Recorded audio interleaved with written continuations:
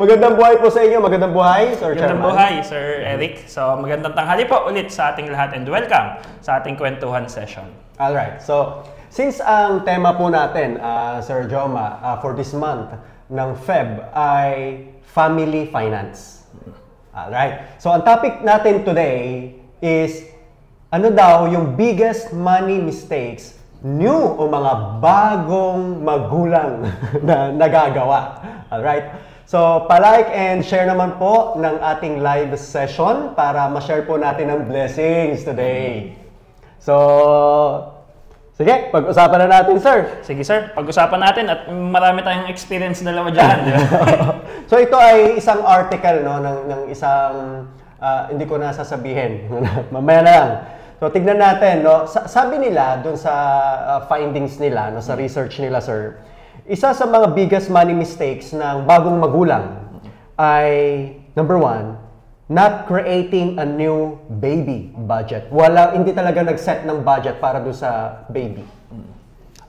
Tama yun, sir. Kasi, normally kasi, lalo sa mag-asawa, di ba? O unang kasal kayo, parang ang naka-budget lang ay yung kayong dalawa. Actually, sa amin, personal experience po, no? As you know, si Sir Eric ang pagdating sa mga research natin, ako yung opinionated sa aming dalawa.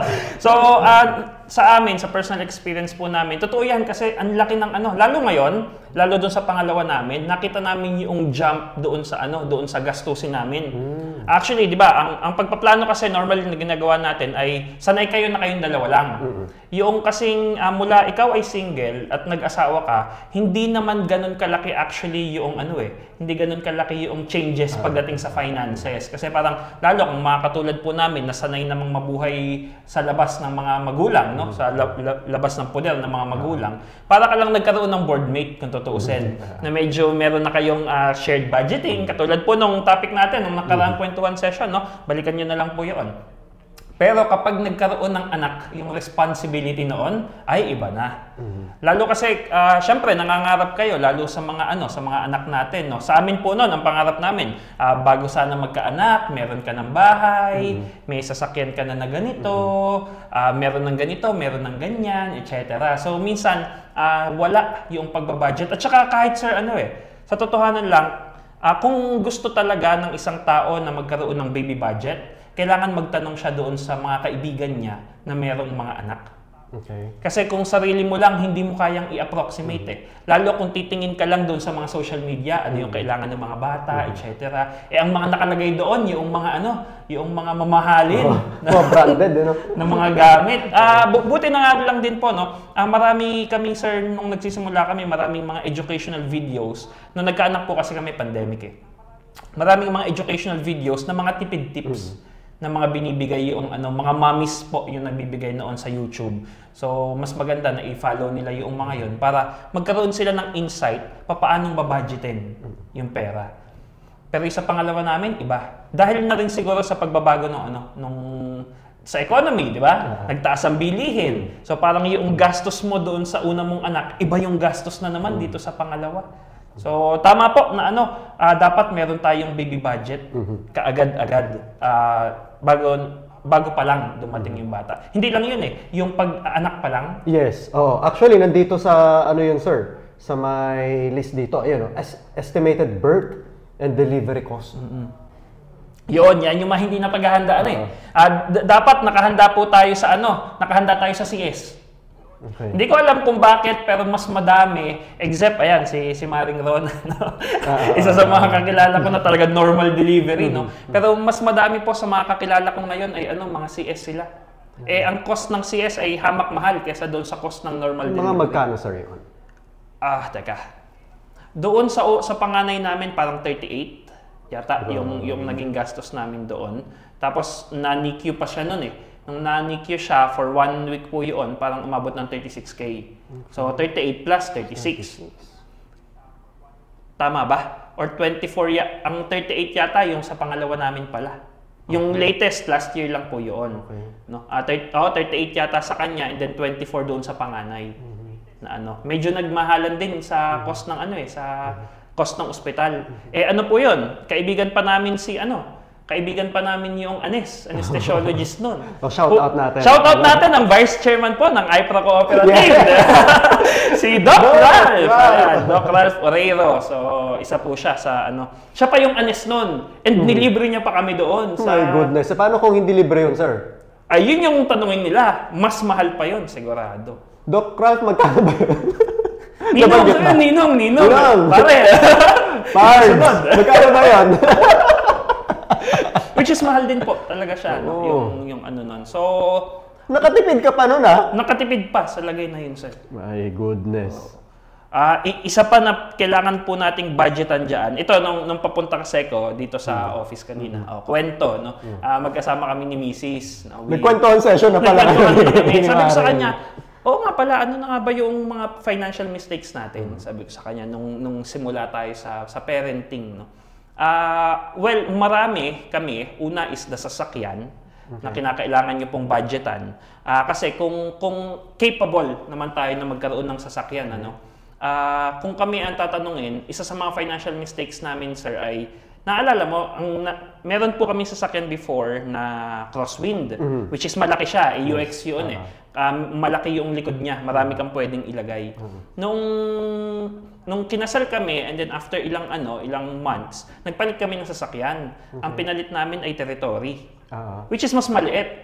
Hindi namin ina-expect na ganun pala, kapag pala ikaw ay babiyahe, yung palang likod ng sasakyan mo ay gamit lang ng mga bata. Para palang dala mo yung kalahati ng bahay, kalahati ng kwarto. Di ba? Kami po ay yung bahay ng pamilya ko ay an hour mula dito sa Cabanatuan So babiyahe pa kami doon. So lagi yun, punong-puno lagi yung likod niya. So parang hindi ko naman sasabihin financial mistake, di ba? Pero parang mas naging wais sana kami or tayo po, no? Na kapag magpaplano kayo ng sasakyan at may pamilya kayo, new parents, kung kaya lang din naman, malaki na yung bilhin. Para nang sa gano'n, halimbawa ngayon, dalawa pa yung anak mo. Punong-puno ka agad sila doon. Parang ang maisasakay mo lang, anak mo, misis mo, at saka isa o dalawang kasama na lang. So, ayun po. Kumbaga, parang financial mistake din siya, no? Ikalawa is yung mga gamit. Yung mga gamit po na mura. Nakita namin na mas maganda pala na bumili ka ng mga branded na mga gamit, pero gender neutral pagdating, sir, sa kulay. Kunyari, kasi may anak kang lalaki. And then, since excited ka, lahat blue. Ganon. Hindi mo na po pwedeng ipasa yun sa susunod mong anak. Even po yung mga, kung gagamit kayo ng andador, kung gagamit kayo ng crib, di ba? Kung bibili kayo ng mga yon, hindi naman namin naging financial mistake yun, no? Pero mas maganda na gender neutral na siya. Para nang sa ganon, magagamit nyo pa siya sa mga susunod nyong anak. Pero yung nabili nyo, gender neutral yes naman? Po, gray, yung crib gray, yung kulay niya. Yung parang car seat, kahit na hindi namin masyado nagamit, mistake namin. Oo nga naman, pero at least pwede pa rin siyang gamitin ngayon, kulay black siya. So, lalaki o babae, yung ilagay mo doon, pwede. Kasi pag ginamit mo yung car seat, nabawasan na yung space sa sasakyan yes, ulit. Sabi mo nga, late ng sasakyan, ano? Yes, yun sir yung mga mali namin. Pagdating sa mga sapatos, may mga may mga sapatos kasi kami binili before sa panganay po namin na mga mumurahin naman siya. Ilang suot lang, sira na. Yung medyo mas mahal na may quality, bumili kami ng puti at itim, marami-rami, pwede pang gamitin ng susunod. Okay. So, ayun. So, ayun po yung mga natin, no. For us, no. Minsan kapag kasi wala sa budget 'yon, doon tayo nagkakaroon ng mistake. Yung mga bote, bottle. Ay, mga na rin po yung namin, binili namin noon, hindi na yung mga madaling masira. Parang yung Avent yata? Avent. Avent. Pero hindi po to sponsored ng Avent. Sinasabi lang po namin, dapat yata misis nating dalawa yung nandito ngayon, no? At sila yung mga taga-bili nun di ba? Ang kwentuhan session nila 2 hours. So, ayun po. So, yung gamit na yon nung panganay namin, yun din yung gamit nung pangalawa namin. Lalo yung quality nga naman nun. Medyo mahal nga lang versus dun sa yung normal lang na brand, di ba? Yes, correct. Pero yung itatagal niya, well, syempre, depende na kung maarte po tayo, di ba? Pero sa atin kasi, kung magiging wise lang tayo, mas okay yung mga ganun. So yun pa lang, mga gamit pa lang ng ano natin, no, nung new baby. Ang dami nang pinag-uusapan. No? Correct. Oh. Tsaka huwag kayong bibili ng ano, wag po kayo masyadong bibili ng mga gamit ng yung mga pan 2 months. Dapat konti lang yun, tas mga puro puti. Dahil iikot lang yun, mabilis makakalakihan. Malakas nang lumaki mga bata ngayon. So yun, kapag hindi tayo ready doon, anong mangyayari, sir, kapag hindi tayo ready? Ayun, mistakes natin, hindi tayo financially ready doon sa situation, ano ang pwedeng maging result? Pag hindi tayo ready, well, ewan ko, syempre, pagdating sa budget, medyo mas alanganin tayo pagdating doon. No? Kasi ang pinakamahirap po sa isang magulang, sa totohanan lang, ay yung tiisin yung anak. Yes. So, kung hindi... Kasi yun talaga yung paglalaanan mo eh. Yun talaga yung kauna-unahan mong ibibigay. Kung yung pinakakaya mo nagatas, kung nagagatas man, ay yun pala, financial mistake, no? Pero depende na kasi yun eh. Hanggat maaari sana magpadede yung nanay. Kasi malaki po yung gastos. Yung sa pangalawa ko kasi, iba yung ano nung skin niya, huwag nang ikwento. Pero mas naging magastos pagdating sa gatas. So parang kung kaya ng nanay na magpadede na. Malaki yung matitipid pagdating doon. So kasi ganun po ang isang magulang na eh. No? Parang lahat ng budget mo, parang ibibigay mo na lahat doon, ilalaan mo na kaagad doon. Minsan ang mangyayari dyan, kapag hindi tayo handa, na ibigay mo lahat sa anak mo, yung sa inyong mag-asawa naman ang kulang, yung sa bahay naman ninyo ang kulang. So dyan na mag-i-start yung tension na naman ng mag-asawa na pinag-usapan po natin nung last na ano natin. Nung last na kwentuhan session. Okay. So pa-wash out daw, idol. Si Ma'am Kishel. Ay, si Ma'am Kishel po, ikakasal na yan or kasal na yata yan, kaya yan nanonood ngayon. Parang sa ganun ay Sabi niya, interesting topic. Hindi niya sinabi. Nasa isip ko lang. Uy, magpe-prepare na yata si Ma'am Kishel Ma'am Kishel, pa-share kay Mister. Magandang buhay kay Sir MJ Season. Oh, si Ate Maxima, ano talaga naman 100% ang attendance ito. Bigyan ng jacket yan! Oh, si Ma'am Minerva Kimson Sopian, magandang buhay po sa inyo. Thank you for watching po. Mahal, Ma'am Rons, Happy Valentine's! Pero dapat kayo yung nandito ngayon. Oo nga eh, para sa inyo talaga ito. Kasi kami lang naman yung ano eh, tayo yung magtatrabaho, magpo-provide ng ano. Yeah. Sila yung magbabudget na nung mga ano. Si Boss Harvey De Jesus, magandang buhay, watching from Baguio City. Alam mo ba si Sir Harvey, sir? Ang lambot ng kamay.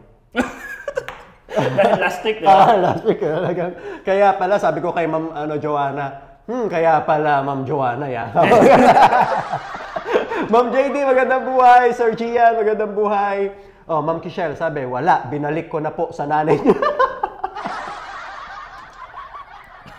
Anong binalik? Baka ano lang, ano yung sa may, sir, baggage counter, yung meron ding number, babalikan lang din. Alright, so tuloy natin, sir. Isa daw sa mga mistakes na nakita nila ng mga, dito sa research, ng mga bagong magulang na nagagawa nila ay yung pagkaroon ng baby, nag-upgrade kagad ng bahay. Ay, oo, sir, totoo yan. Mistake ko yan. Ganun ba? Medyo mistake ko yan kasi noong dapat po talaga intentional tayo lalo doon sa lalo kapag kinasal na kayo, mas mainam sana na pag-usapan na. Dapat intentional tayo sa lahat ng mga gagawin natin. Of course, may mga bagay na hindi tayo makontrol, di ba? Nag-prepare ka para sa mga anak, unfortunately, hindi tayo nabiyayaan kaagad-agad ng anak. Nangyayari din naman 'yon, no? Pero parang Pareto principle na hindi Pareto. Parang all things considered, no, na magiging maayos yung takbo nung sa pamilya natin. Naging mistake po namin yan kasi bago kami ikasal, bumili na ako ng lupa kaagad doon sa bayan namin. Thinking na doon kami titira. Okay. Nagbago yung mundo, no? Nagbago yung ikot ng mundo. So at least lupa lang yung andon, no? So pwede mo siyang ibenta anytime. And investment na rin siya. And then kumuha po kami ng bahay doon sa sa isang subdivision dito sa Cabanatuan. Siyempre, kaming dalawa pa lang that time, so hindi pa namin pinipredict na, ano tawag dito? Na magkakaroon kami ng anak, kakailanganin namin ng mas malaking bahay kaagad, tumama yung pandemic, nakuha na namin siya before pandemic. Parang nakapag-start na kami ng mga down payment, etc. Ano po yun? 3-bedroom na unit siya, na ang parang floor area niya is less than 100 something. So ngayon, nagre-rent kami ng bahay doon sa isang bahay na 140 square meters. Yung 140 square meters na 4 na bedroom, parang saktong-sakto lang. Ngayon, hindi mo na alam kung paano ka lilipat doon sa mas maliit na bahay na nakapagbayad ka na doon. So, paano na yung gagawin? Ayun po, mistake namin yan. Doon ko natutunan na, na wala namang masama kung magre-rent ka. Kasi hindi mo rin talaga alam ang buhay eh. Imagine mo, nung nag-start, nung kinuha namin yung bahay na yun, 2020. Tapos na yung sa ano niya. 2024, 4 years lang. Hindi na kami kasya sa bahay na yon. And then, parang ang plan, hindi kasi namin na-predict na ganun pala kadami talaga ang gamit ng bata. Hindi na. As in. So parang, ilan ang plano namin? 4 na anak. So parang ngayon, ang ano namin, okay, hayaan muna natin siya. Hintayin natin na talagang final na yung decision natin, final na yung number of children na ibibigay sa atin, tapos final na rin na ito na talaga yon. Ito na rin talaga yung mga gamit natin, ito na yung magiging lifestyle natin for the next 20, 30 years, at saka tayo mag-decide kung ano yung gagawin sa bahay. Magpapagawa ka ba ng bahay talaga? Na yun na yung pang long term mo? Ang pinag-uusapan po natin dito ay yung mga normal na tao na katulad natin, ha? Siyempre, hindi natin pinag-uusapan yung afford nila lahat, di ba? Hindi issue sa kanila yung hindi budget. issue sa kanila yung budget. So, ang pinag-uusapan po natin dito, sabihin na natin, this is the middle class. Siguro ang household income ay 150 o 100K pababa. Parang ganun, no? Na kailangan pa nating i-budget lahat ng resources natin. So, yun po yung natutunan namin. So ngayon, parang kasi may pressure sa atin eh. Na dapat pag nag-asawa ka, kailangan mo ng bahay. May bahay ka na, may sasakyan ka na. Ganito na dapat, ganyan. Dito, saan nanggagaling yung pressure na yun? Yan, sa pinapanood nila ang social media na ganito. So sinasabi po natin sa Aikpro Co-op, hindi niyo po kailangan yun. No? Kasi magiging ano lang siya, mistake na magba-backfire sa atin, mas medyo hindi pa tayo makakausad sa buhay. Ano masasabi mo, sir, doon sa mga friends, relatives, or sino man yung nasa paligid nung newly parents na yon na nagsasabi na, afford nyo naman yan, kaya nyo naman yan, edi mag-ano na kayo, magbahay na kayo, kaysa sa lagi kayo nagre-rent. Ang rent, nasasayang lang yung hinuhulog mo dyan. Kapag doon na ka na mismo sa sarili yung bahay, hindi masasayang yung hinuhulog mo. Ano po ito ha, personal na pananaw, no? Hindi po ito yung general. Pero para po sa akin, sa experience namin mag-asawa, ang personal na pananaw ko na po right now, dyan, syempre pananaw nag-iiba-iba rin habang nag-grow tayo. So ang personal na pananaw ko na po dyan is, nung nag-usap kami ng asawa ko, ano ba yung gusto namin? Gusto ba namin na magpapatayo ka ng bahay, na napakaraming bahay, etc., etc.? O yung magiging bahay na namin, or magiging parang final na bahay, ay yun na yung magiging bahay mo hanggang tumanda ka. So parang personal preference kasi siya. And then ano yung gusto natin? Magpapatayo tayo ng bahay na parang saktuhan lang? Or kasi kapag ganun lang din naman yung gagawin mo, eventually ipapatibag mo rin yan. Tama. Or ibebenta mo yan and then magpapatayo ka na naman ng another bahay. Or magtiis ka na ngayon, i-keep mo na yung perang ipampapagawa mo ng bahay, ipunin mo na siya or i-invest mo na siya, like sa Aikpro Co-op. And then, para nang sa ganun, in the future, ang ipapagawa mo ay yung dream house mo na. Yung bahay na kapag pinagawa mo siya, parang masasabi mo na, okay, pwede nang dito na ako mamatay. Parang ganun. Sa aming mag-asawa, again, family preference po kasi yan, or husband and wife. Sa amin, sir, ganun na yung napag-usapan namin. Na okay, sige, ano yung gagawin natin doon sa subdivision? Kukuhanin pa natin siya nga, itutuloy na ba natin? Lilipat na ba tayo this year? Kasi kung lilipat tayo doon, kailan na uli yung next na ipapatayo natin? Kasi yung next na ipapatayo, una, saan na naman siya? And then parang yun na yung gusto namin na final. So hindi kayo na-influensya ng mga taong nasa paligid ninyo? Sa ngayon, sir, hindi na. Kasi bakit ka magpapa-influensya? Ang titira naman doon, ikaw. Tsaka makikitira ba sila? Kung makikitira sila, pwede silang, ano, di ba? Pwede nila akong ma-influensyan or kung makikishare sila. O, di ba? Kunyari, sabihin sa'yo ng magulang mo na, magpatayo na kasi kayo ng bahay. Ganun. O, sagot nyo na pa yung first floor. Di ba? O, sige, po pwede. Po pwede mami, po pwede daddy. Sagot nyo na yung first floor. Patayo na tayo dyan. Di ba? Pero kung pera mo siya, pinagpaguran mo, sarili mong pera, sarili mong kayod, ba't tayo magpapa-affect doon sa sinasabi ng iba? Sarili mong pera, tapos sila yung nagke-care. Tama, di ba? Sila nagdedesisyon, di ba? Pawis mo yun. Puyat mo yun. So, parang for me, parang hindi nagme-make sense. Kasi parang, katulad po nung usapan natin last week, no?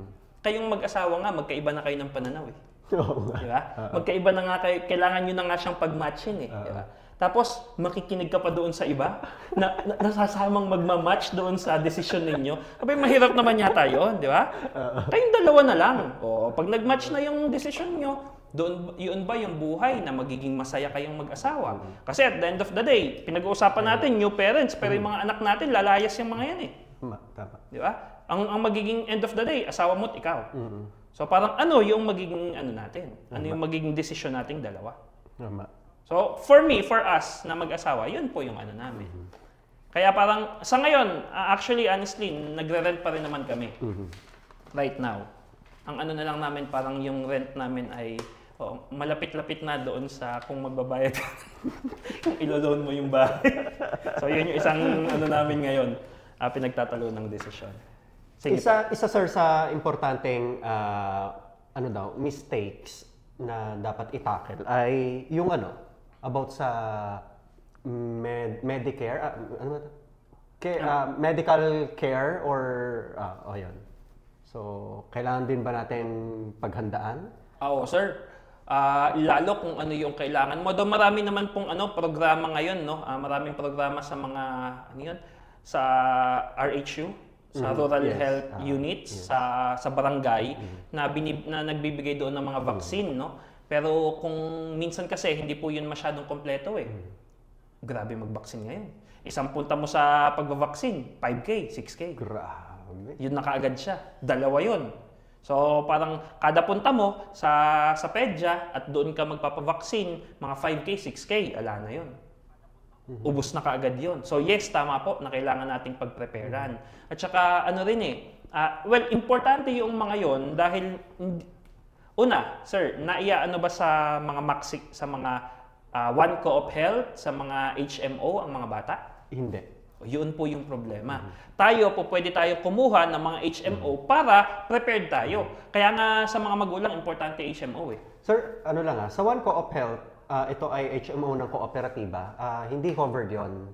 At least 13 years old kasi doon pataas. Pero yung sa ibang mga medical, sa ibang group medical na insurance provider ay pwede as dependent yung mga babies. Oo. Like sa dati natin, no? Kaso ang mahal, di ba? Oo. Yun nga lang talaga. Mas madiin pa kaysa doon sa magulang, di ba? Pero importante po yun. Kasi parang doon, sir, sa premise na hindi mo sige. Sige. Okay, muna tayo. Siyempre, hindi ko pwedeng hindi basahin. Yung shout out mga gwapong host. Hindi pwede, di ba? Watching from my phone. Ma'am Kichelle. Ito pa, ang pinakamalaking mistake po talaga ay ang kontrahin sa misis. Sabihin mo. Ayokong magkaroon ng mistake. Less talk. Less mistake. Less mistake. Alright. Pero yes, totoo naman yan. Yung niyan. Kasi, depende siguro sa misis, di ba? Pero kasi kung ang misis ay naghahanap ng mga mas affordable, mas mga makakatipid, yes. No? Even yung research kasi sa mga mas makakatipid ka, magagaling daming time. Hindi naman, ang daming time na inuubos sa isang nanay, di ba? Talagang inaabangan nila yung alas 12. No? Puyat yan, di ba? Puyat yan. Kinabukasan, pagising mo't may pimple yung asawa mo, marirealize mo na, tuto nga pala. Tui nga pala. Pag nagkaroon ng pimples, isipin mo na lang, anong date na ba? Malaking bill. Pero, kung tayo ang bibili nun, mas malaki. Mas malaki. Tama. napakatyaga nilang maghanap ng mga na mga discount, voucher, Totoo. tapos compute sila ng compute. Di ba? Ultimo 5 piso na difference. Binabantayan. Totoo. Hindi, totoo po yun sa mga nanay. Kaya nakakaano rin yung yung mga sabi natin, di ba, yung sakripisyo ng nanay. Tyaga nila. Minsan, parang itatanong pa sa'yo, bibiling ko na ba to? Or maghihintay ako ng ganito? Magkano ba yung difference? 100. Kung tayo yung bibili, binili mo na yung kahit na, di ba? Ganun na lang. Ganun kaagad. Sila hindi, talagang ilang beses silang pinag-iisipan, pinag-aaralan, at naka-add to cart na nga, tumitingin pa nung same product. Talagang hanap sila ng hanap hanggang sa makita nila yung best. Tsaka, tapos ito, na check out na. May nagpakita ngayong mas mura, inis na inis pa yan. Bakit hindi ko nakita kaagad yun? si Madam Michelle. So, we agree na huwag ko kontrahin si Mrs. pagdating sa mga usaping mga ganyan. Kaya huwag ninyo kinokontra pag sa Shopee kami na. Nag-aabang po kami ng pisos. Yes, tama. Tama din. Magtrabaho na lang talaga tayo ng gusto. Yun naman ang trabaho talaga natin, di ba? Actually, mas nakaka-stress yung ginagawa nila na yan. Kung tayo yung gagawa niyan, nakaka-stress yan. Yes. Para sa atin. Okay. So, ayan, magandang buhay kay Sir Jay Darang ng... Taga saan na ba, Sir Jay? Calabarzon. Calabarzon. Hi, Sir Jason Darang. Minsan may nakita akong post nito, sir, naka-business class. Uy. Sa economy. Naging business class ang economy.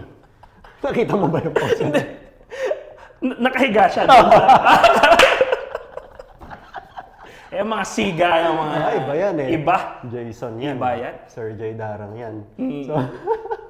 So, ayun, magandang buhay sa iyo, Sir Jay. Ayan. So, I guess, yun muna, dahil yung iba ay hindi applicable dito sa Philippines. Pero totoo po yun, no? Yung sa, sir, sorry anuhin ko lang, yung sa medical ng mga bata, hindi lang yun, okay, yung vaccine.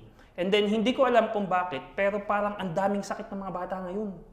Hindi ko alam kung, or ganun lang din ba, siguro tayo nung araw, etc., etc. Pero ngayon kasi parang konting kibot, di ba? Konting ng mga bata ngayon, parang sabi rin naman nung PEDYA na medyo mas mahina yung immune system ng mga bata ngayon compared nung araw. Especially yung mga COVID babies, sabi nung PEDYA namin. So, syempre, dinidevelop. Tsaka yun nga kapag nagkasakit ang bata, napakahirap. Kasi hindi nila masabi kung ano yung masakit sa kanila, hindi nila masyadong ma-express kung ano yung nila, and then kapag nanlalambot, nakakaawa yung mga bata. So, dapat po pinaghahandaan din talaga natin yan. Para nang sa ganun, sa kanila ay maging, kumbaga parang maibigay mo yung best care na nakakayanin mo. Kung ano po yan, para maibigay mo yung best care, and hindi lang yun, ang isa kasi sa mga best care, kapag na-hospital ang anak, yung presence mo. Yung attention na andun ka. Yun yung best care para sa kanila. Na okay, kung andun nangyari kasi ito sa amin sa panganay namin Though minor lang naman siya, kaso need na i-confine ng For me, ang best care is nandun ka. Na kahit na nakaswero siya, naglalaro kayo, parang kahit na nanlalambot siya, nakikita ka niya, parang, alam mo yun, kahit papaano ay meron siyang nakikitang tatay, nanay, na kahit may masakit sa kanya, parang okay, meron siyang paglalambingan. Kung hindi po nakalagay sa budget natin yan, ano ang normal na nangyayari? Kapag na-hospital ang anak mo, kailangan mong humanap ng pera sa labas para nang sa ganun ma-provide yung pambayad doon sa ospital. O ano ang mangyayari? Kapag nasa labas ka, wala ka inside ng room. Yes. Kapag wala ka inside ng room, hinahanap ka ng anak mo. Diba? May sakit na siya, malungkot pa siya. So, ganun po kahirap. Ganda no? Yung best care ay yung presence ng parent. Okay. So dahil dyan, nakalimutan ko tuloy yung susunod ko sasabihin. Pero, so mag-invest tayo doon sa vaccine ng mga bata. Well, yes, sa amin. Kasi, number one kasi, essential na kumpletuhin nila yung offer ng barangay. Yes, right? Tama. Tapos, sabi mo kasi, sir, kanina, merong mga vaccines na hindi na kayang i-provide ng barangay. Kasi, mga na yun, siguro mga too costly na yun, wala ng budget ang government doon. Yun ay ma-avail sa mga PEDYA. Sa mga which yung sinasabi mo, sir, kanina na nasa 5,000 something, depende sa ano. So, kailangan natin mag-invest doon. Oo, syempre. Kinakailangan yun. Kasi at the end of the day, long term, mas okay din naman yun. Actually, mas makakatipid ka doon. No? Pag na-confine ng bata, laki ng gastos ka agad. So, yung mga, kumbaga, parang investment mo na yon na malakas na yung health nila. At saka, ano pinakamahirap sa magulang? Di ba yung makita mong may sakit yung anak mo? Di ba? Kumbaga, parang ini-invest mo na siya buwan-buwan, kesa naman ma-ospital, sumakit pa yung loob mo bilang magulang. So, mas mainam na lang yung pain, yung sakit mo na naglalabas ka ng pera para sa vaccine. Kaysa sa naglalabas ka ng pera dahil may sakit. May sakit. Dahil hindi nabigyan ng vaccine. Sige. So, moving on tayo. So, ayan yung mga, mga natututunan. Last na lang, sir. Last. Isa daw sa mga mistakes ay hindi nakakapagtabi para sa future college education ng bata. Sir, yan kasi mahirap na talaga yan. Kailangan na kasi ng kailangan na kasi ng effort talaga ng ng mga magulang. Kaya nga po napaka-important nung number 1 na sinabi ni Sir Eric kanina na dapat may budget na kaagad sa simula pa lang. Sana yung bago pa lang sila dumating, parang nag-iipon ka na kaagad or may budget ka na. Kasi kapag dumating sila, sa totohanan lang, mahirap mag-ipon talaga sa ngayon. Lalo kapag meron kayong mga anak. Hindi ko nga alam especially ngayon, experience ko, 3 years, no? 4 years, sabihin mo na, wala na buntis si Mrs. Parang 4 years. Parang hindi ko alam kung mukhang hindi na siya mag-i-stop. Mukhang ang purpose talaga ng mga magulang ay para magbigay dun sa mga anak nila. Yes, parang madaling sabihin, yes, important yung long term. No? Pero kailangan nating tingnan ano yung mga bagay na kailangan nating isakripisyo sa ngayon para magkaroon tayo ng long term. Definitely, hindi yung mga gastusin ng anak. Yes. Kung hindi, magkakaroon ka, magtitiis ka doon sa mga gastusin mo. Yes. Less yung pagpunta sa labas, less yung kain sa labas, diyan ka kukuha Less yung kain sa labas, magtitipid ka doon sa, magtitiis ka muna sa sasakyan mo, magtitiis ka muna doon sa boarding house na nirerentahan mo. Diyan yung mga bagay na titiisin mo para meron kang long term. Kapag inuna mo lahat ngayon yan, wala kang long term. Sa totohanan lang. Ang hirap talaga mag-budget din ngayon. No? Parati nating sinasabi, kailangan po yung budgeting, ito yung mga techniques. Pero sa actual na buhay, sobrang disiplina ang kakailanganin para magawa po yan. No? So, syempre, isa dyan is yung effort ninyong dalawa na palakihin yung income. Exactly. Yun na lang naman yung choice. Yes. Magtiis, magpalaki ng income. Mas madaling magpalaki ng income kaysa magtiis. Yes. Diba? Magpalaki ng income, ipapagod mo lang yan. Pares ka lang naman magtitiis Tama. Nagtitiis ka doon sa pagod dahil nagpapalaki ka ng income versus doon sa nagtitiis ka kasi hindi kasya yung income. Correct. Yes. Minsan lang may mga pagod talaga na Ganun talaga siguro. Kwento. Kwento! Dahil kwentuhan session. Mga a couple of months ago, bigla ako, sir, natawa doon sa sarili ko. Kasi parang as the breadwinner ng family namin ngayon. Bigla ako natawa ako sa sarili ko kasi nung bago ako matulog, dinagdadasal ako bago ako matulog. Parang, hindi ko alam kung bakit, pero para kasing alam mo yung nagfe-fade na yung isip mo. Parang hindi ka na yung 100% gising, parang ganon. So parang medyo papunta ka na doon sa medyo subconscious part na unconscious part.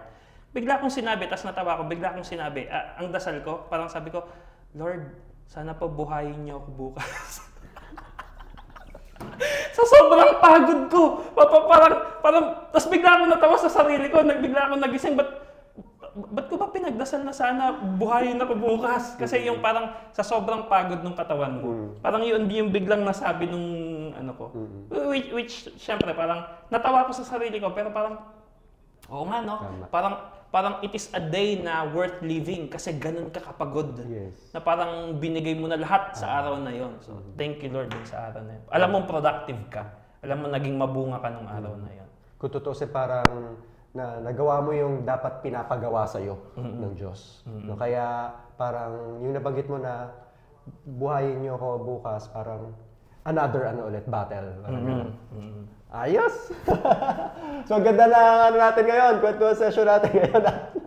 Namatay yung script sa konsep. Ay! Hindi. Ang kulit Ayan. Ay, taga. Ayan, so, kumusta kayo? Nag-enjoy ba kayo? Marami ba kayo natutunan? So, grabe, no? siniseryoso pala talaga siya, no? Yung parang planuhin nyo pa lang na magka-baby. Yung bang gagawin nyo pa lang, talagang ano nyo na, pinagpaplanuhan na siya. So, ayan. Ayan yung ating topic for today. So, alright. Salamat ulit sa'yo, Sir Chairman. Salamat, Sir Eric, and salamat po sa lahat ng mga nakinig and sumubaybay sa atin at yung mga nag-comment po dito. Salamat sa inyo. Diyan. Very active na participation natin. So, shout out nga pala ulit doon sa mga kasama ko sa bahay. Sila Ate Seni at si Ate Julie Pasqua. So. Yes! Ayan. So, again, i-follow po natin at saka i-like po natin. Subscribe na rin po sa ating FB page at YouTube channel. Sa YouTube channel po, makikita niyo po lahat ng mga videos natin doon. No? iPro-Cooperative po yung name ng ating page. Ayan. And sa mga gustong maging member ng ating kooperatiba, message lang po kayo sa ating FB page. So, ano man ang sitwasyon mo ngayon, lagi natin tatandaan, ang kasaganahan ng buhay ay napagtutulungan. God bless! Bye-bye! Happy Feb Evening! Yes!